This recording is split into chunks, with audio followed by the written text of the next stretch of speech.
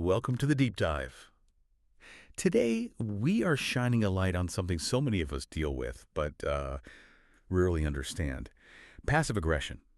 The silent treatment, the heavy side, that subtle resistance that just keeps showing up. Our mission for this deep dive is to go way beyond just a definition. We're going to extract the practical steps, the real psychological insights you need to swap those indirect habits for clarity and respect. This is your shortcut to a much more mature way of communicating. When you look at the sources, it's so clear. Passive aggression feels like a shield, right? It feels safe because you get to sidestep that immediate awkward feeling of conflict.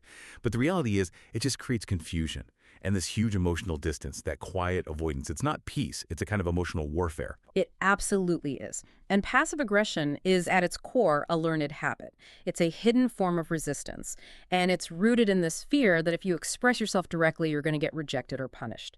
If you really boil it down, the internal monologue is something like, I'm upset and I want things to change, but I'm not going to take the risk of actually saying it out loud. Mm-hmm. So the first step really is just awareness, acknowledging that the resistance is even there. Okay, let's unpack that because I think the core problem is recognition. If the whole point of this behavior is to be subtle, to be deniable, how on earth are we supposed to recognize these patterns in ourselves?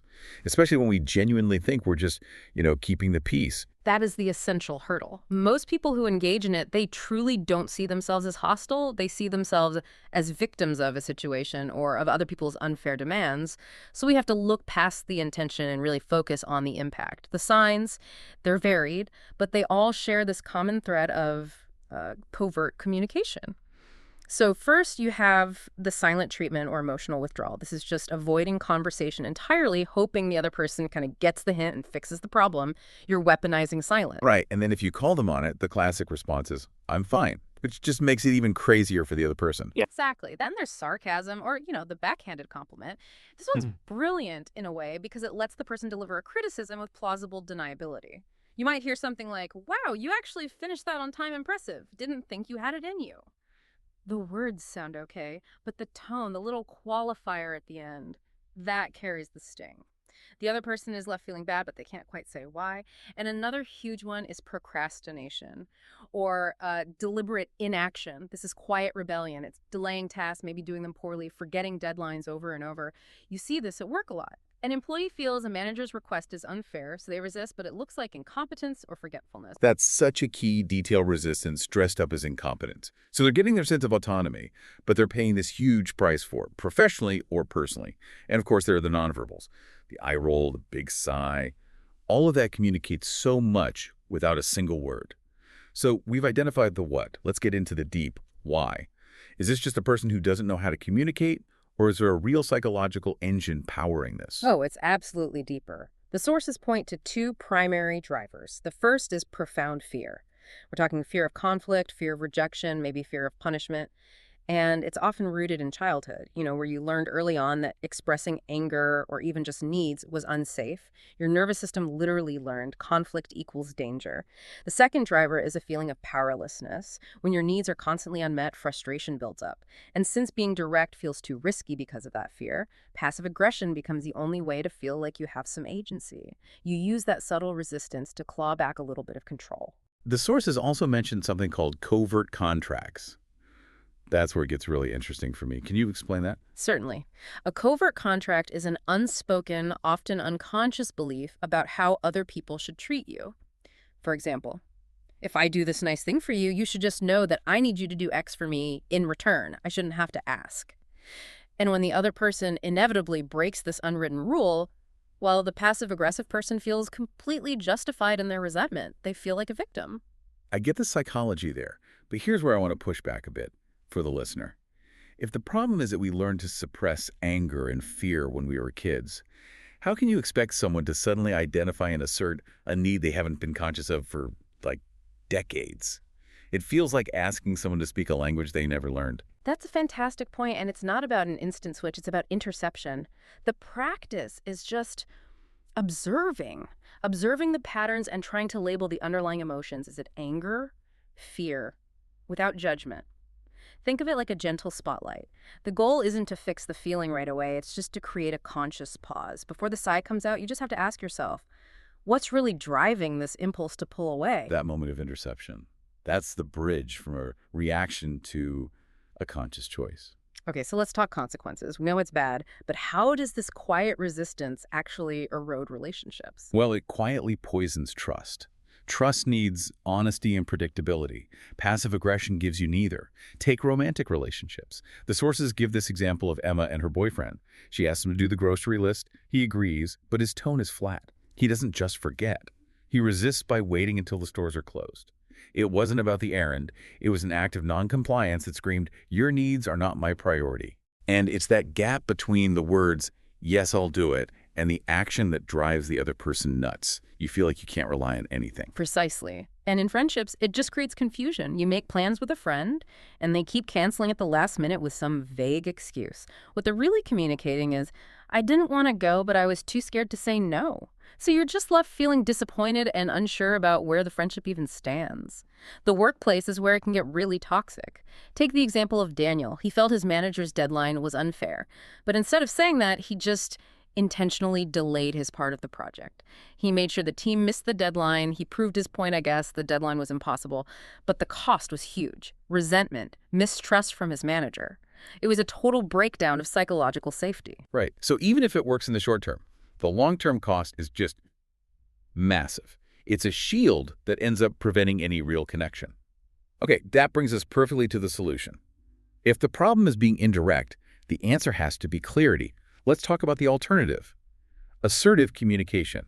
And to be clear, this isn't about being aggressive. It's a gentle but firm path to honesty. Assertion is the key. The sources define it as being direct but respectful. You say what you feel or need without blaming or shaming the other person. It's honest, but it's also empathetic. You're aware of their perspective. It's about making sure both people are heard. And the real benefit is that it helps you maintain healthy boundaries, which means less resentment down the road. But let's be real. When people first try to make this switch from passive-aggressive to assertive, they feel terrified, like they're being mean or aggressive. How do you push past that initial fear? That feeling is completely real. And it's actually a sign that you're challenging old, deep-seated patterns. When you feel that spike of fear, that anxiety, that's your old habit trying to pull you back to what feels safe. You have to acknowledge it, feel it, and then proceed anyway. Assertion is the choice you make in spite of the fear. And the practical tools really help. First, start with I statements. This shifts the focus from accusing them to just describing your own experience. So instead of the PA script, "You never listen to me," you try the assertive one, "I feel unheard when I'm interrupted." See the difference? It's about your experience, which is undeniable. It seems doable. What's the next tool? Second, you have to set clear, respectful boundaries. This is an act of self-respect, and it prevents future resentment from even starting.